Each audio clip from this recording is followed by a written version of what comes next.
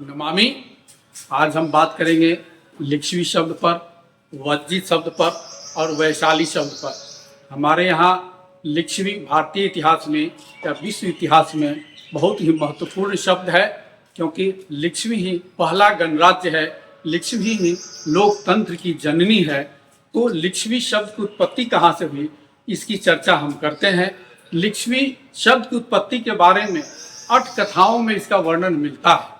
8 कथा के अनुसार हम देखते हैं कि एक राजा जो वाराणसी में राज्य करता था, उसकी रानी को गर्भ में बच्चा ठहरा, लेकिन किसी कारण से वह बच्चा को जन्म देती है और वो किसी तरह से वो जैसे भी हो वो बदनाम नहीं होना चाहती थी, वैसा कुछ रहा होगा। तो उस मांस पिंड को उसने वो गंगा नदी में एक टोकरी में रखवा कर बढ़िया से अपनी सेवकाओं के द्वारा वो बहवा दी और छुड़वा दी। किसी ने उस पर राजा का नाम भी लिख दिया।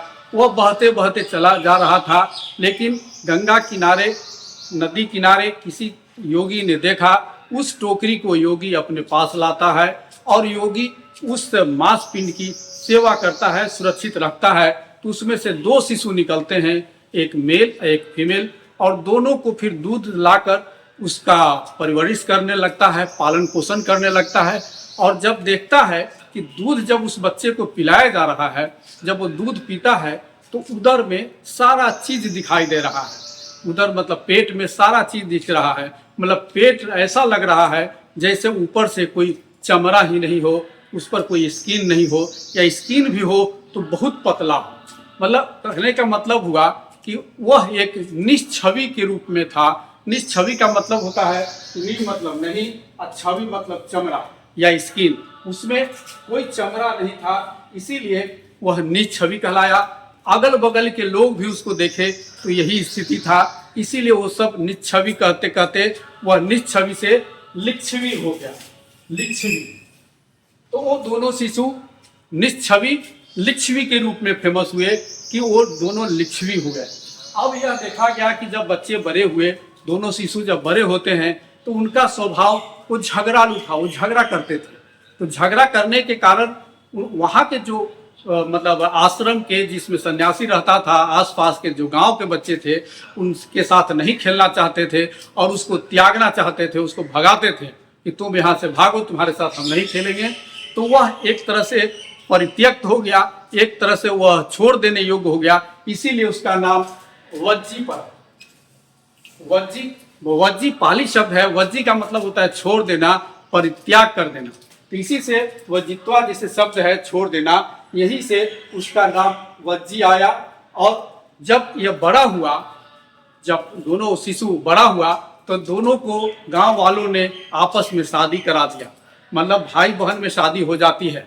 और दोनों की जब शादी होती है तो राजा से कह के उन लोगों को नगर और भूमि दिलवा दिया गया कि आप यहाँ रहें, क्योंकि वह राजा का नाम लिखा हुआ था टोकरी पर, तो समझ रहा था किसी न किसी राजा का उसका वो पुत्र है। और इस तरह से वो क्षेत्र में वहाँ वो राज्य करने लगा। वह क्षेत्र कहलाया वज्जी क्षेत्र।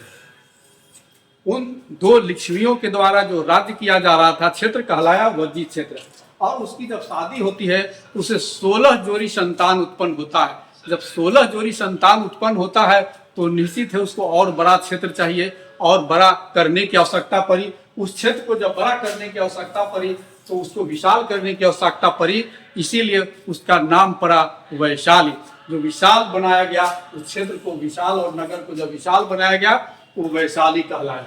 इस तरह का वर्णन हम देखते हैं 8 कथा में मिलता है। और यह जो 8 कथा में जो वर्णन मिलता है, इसका मैंने स्रोत लिया है, वह जो है पाली हिंदी शब्दकोश है, जो नौ नालंदा महाविहार से प्रकाशित है। उसका 2य भाग 5म खंड में इसका पूरा वर्णन लिखा मिलता है। और आप देखेंगे कि यहाँ बुद्ध घोष ने यह देखा कि जो चैत्य वैशाली में है वो चैत्य पहले से बने हुए थे, बुद्ध के समय के पहले से बने हुए थे। और वह चैत्य जो बनाए गए थे उसमें यक्षों की पूजा होती थी पहले, बुद्ध के पहले। क्योंकि बुद्ध के पहले, जैसे पहले हम लोग सारण में देखा कि यक्ष लोग ही वहाँ रहते थे, और यक्ष लोग जब बुद्ध के शरण में गए तब वहाँ सुख शांति आई। तो फिर यहाँ भी जो चापाल था, सारजन था, यह यक्षों का पूजा स्थल था, जो चैत्य था, जो बाद में फिर बुद्ध अनुयायियों ने वहाँ भिक्षु लोग रहने लगे और उन लोगों के लिए वो महाविहार साबित हुआ। साध साध साध।